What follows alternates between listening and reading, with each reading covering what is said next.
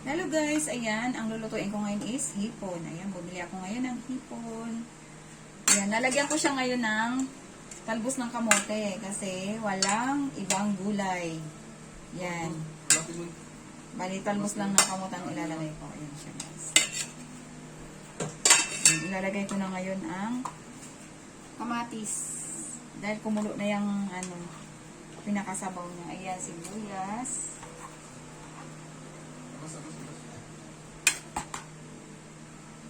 Lalagyan ko na din siya guys na magic sarap.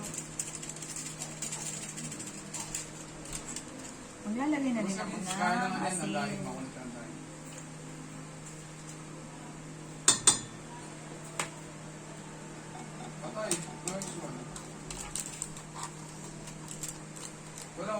Yan, hayaan lang muna natin siya kumulo ang kasabaw niya. Pag kumulo, saka na natin ilalagay si hipon at ang gulay. Napakadaling lutuin. Sinigang na hipon ang niluluto ko ngayon. Kaso ang ilalagay ko is talbos ng kamote. Ilalagay ko na guys ang pang-asin.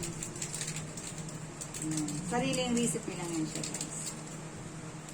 Kasi wala na akong nabili. Mga talong, mga sitaw, labanos. Hindi na ako naglagay. Dahil kumulo na siya. Ilalagay ko na din ang hipon. Ayan, ang hipon. Ilalagay na natin ang hipon.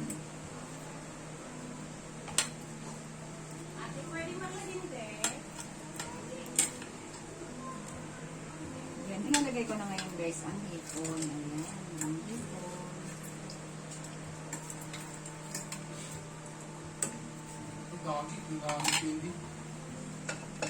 Alam muna natin siya ulit na kumulo. Ayan siya guys. Ayan na ang aking sinigang. Ayan.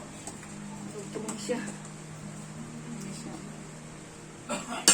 Aking sinigang. Nalagay ko na guys ang talbos ng kamote. Parang ano lang yan siya.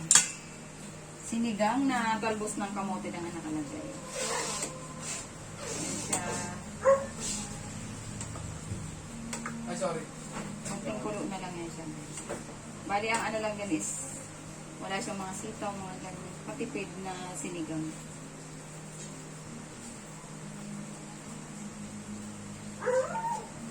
Magdadagdag ako ngayon guys na. Ito na ang aking sinigang guys. Ayan. Ba't mo boots? Sinigang na hipon.